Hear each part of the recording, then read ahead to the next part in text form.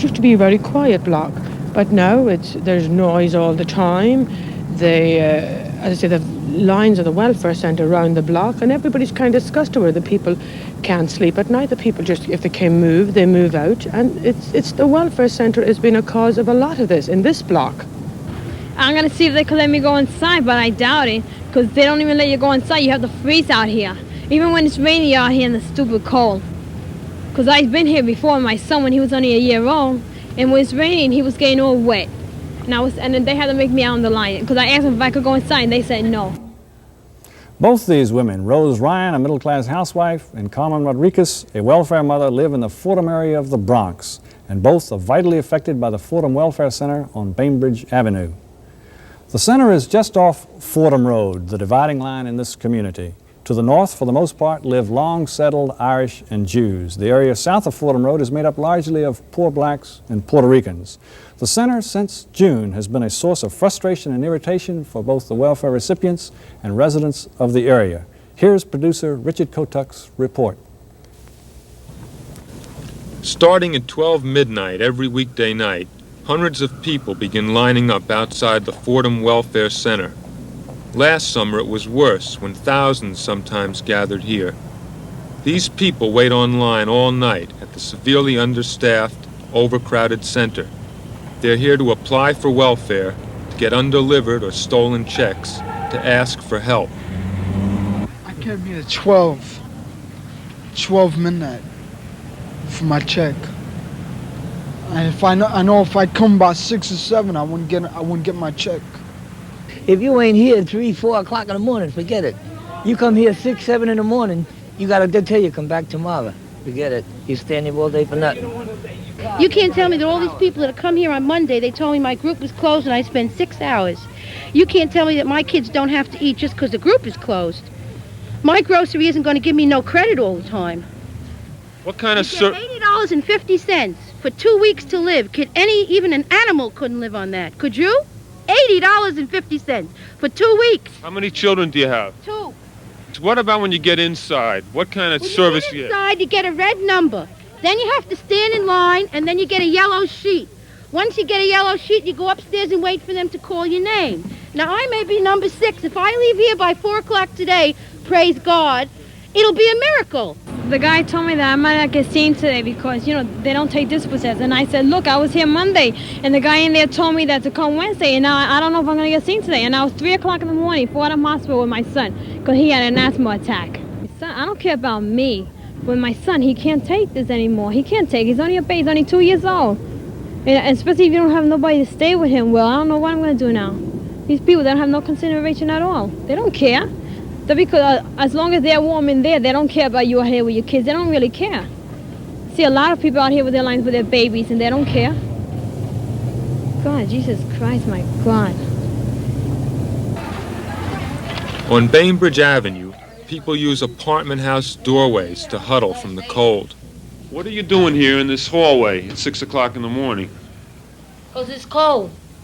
And we can't stand waiting the whole week outside since 6 o'clock or 4 o'clock in the morning, having other things to do besides waiting out there and having kids sick in the hospital and taking them every week. That's why. So you stay here in the doorway to keep warm? Right, because it's cold. We don't supposed to because it's a private building.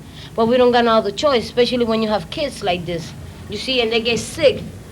And you have to have them warm. And if they get me a decent job, I wouldn't be on the line. I'd have a job working, taking care of myself and my kids. You don't want welfare then? No, I want them to help me to get a job. I went to school, and I want to get off. I want to help myself. The Fordham Center was built to serve 6,000 people. It now struggles under a caseload of more than 17,000. Strict new application requirements resulted in a citywide decrease of 90,000 welfare cases last year. But although 3,100 cases have recently been transferred out of Fordham, its caseload continues to grow at the rate of 150 cases a week as more and more poor people move into the neighborhood. Are there really enough workers at this center to handle the caseload here? Are you asking for my opinion or the official opinion? Your opinion as a human being. In my opinion, the 78 income maintenance specialists we have now can handle the load. If I go below that, I think I'll have a problem. Are you going to transfer out any more workers? I don't determine that. I get my instructions from downtown. Are more going to be transferred out? It's possible. And then will you be able to handle the load?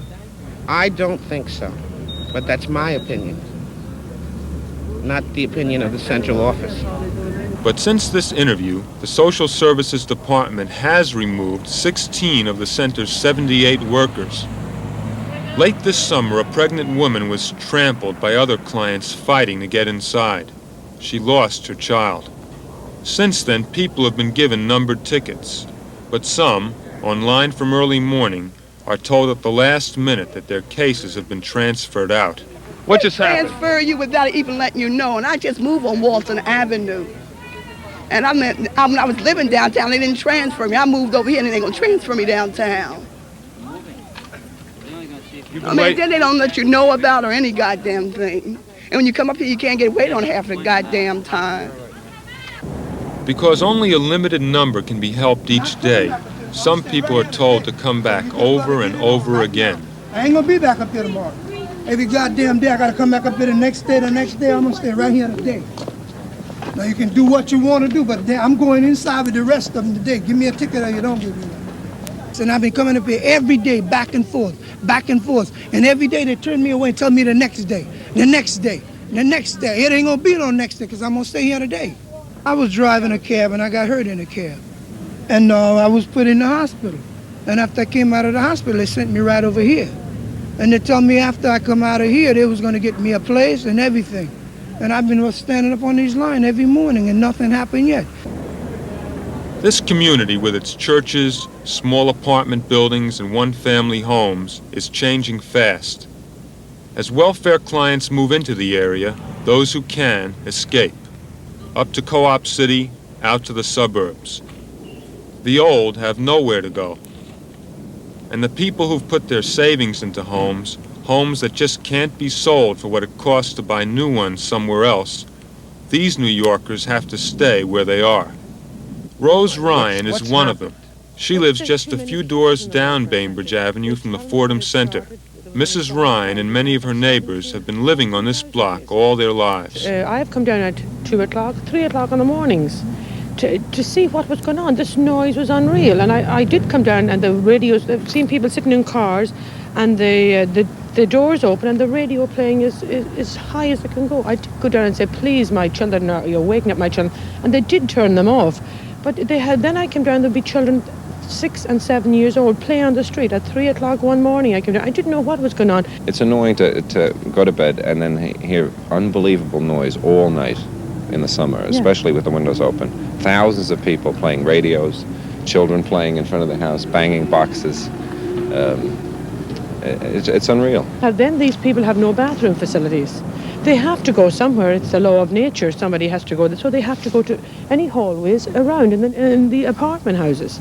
There are some of the superintendents have terrible times. The urine is actually running down the back steps out of their in their apartment houses, which is terrible that anyone has to down around here in the lane. They have to. I've seen men take down their pants and go to the bathroom here. They have nowhere. They have to go. These people have to go somewhere, and we all have to go. So there's nowhere for them to go. They have to stand on line here because if they don't, they won't get into the welfare center. This landlord, $800 worth of glass he had to replace this past year. What happened there? The kids throwing rocks at night. My kitchen window and storm window was broken. Mr. Loftus's windshield and side window was broken. Mrs. Ryan's side window was broken by the kids throwing rocks out here at night. Yeah. Playing. We feel that the city is not taking care of the people, of the welfare recipients, and they're not taking care of us. They shouldn't have people, number one, out on the street all night long. It's to begin with. It's not their fault they're out all night. I wouldn't come out on this day if I didn't have to. These people, and taking small children with them, what they need, the city has to take care of the people, that they don't have to line up outside the welfare centre all night. We are taxpayers, we should be able to sleep too. But so far, the city hasn't done much. And while those who can move out, others move in. On Creston Avenue, just south of Fordham Road, Ramon and Ileana Hernandez, their married daughter, son-in-law, and their children, a total of 15 people, live in 3 small rooms. The Hernandezes, who received welfare in Puerto Rico, came to New York hoping to better their lives and obtain special medical treatment for their son. To pay their airfare, they sold their only property, their pigs. They'd been trying, without success, to get welfare here for 2 months. But because there are only 4 Spanish-speaking workers at the Fordham Center for a caseload that's 75% Hispanic, no one took the time or trouble to understand their story. And the family still hasn't received assistance. Hilda Pagan of the Citizens Advice Bureau speaks for the family. And one of the kids is mentally retarded and supposedly needs surgery. He has a brain tumor. And the family is still in desperate need of assistance. They don't have any coats. The children don't have any coats. The father cannot work. He's just receiving, I believe, $60 from Social Security. So what welfare is supposed to be doing is supplementing these $60 or so. So why haven't they gotten welfare? Because there's just too much chaos in that center. Too many people coming in, too much lack of supervision. I really don't know the answers, you know. It's just that no one seems to take the chance and treat a person as an individual, you know. They all treat it as numbers, and I just don't know exactly. You know, I've dealt with them. I've called up, and I get no concrete answer, you know. This is Father Thomas McNulty of Our Lady of Mercy Church. What worries the most is that the neighborhood is deteriorating and becoming an unfit place for people to live in. What do you mean? I mean that they can't live here in peace and quiet and neighborliness. They can't go out at night. They're afraid to come to church or to public meetings. And apartments have been broken into. People have been mugged and robbed and stabbed. In fact, a priest's father 2 years ago was stabbed just before Christmas and almost died in Fordham Hospital. I think at the present time there's an increase in the number of welfare recipients moving into the neighborhood, and I think there's a limit to the number that a neighborhood can safely absorb and retain its identity. If it becomes overloaded with relief people, then the neighborhood will deteriorate. I do think, however, that every neighborhood should absorb a certain percentage. Is this neighborhood going to die? If it continues on its present trend, it'll become a ghost city.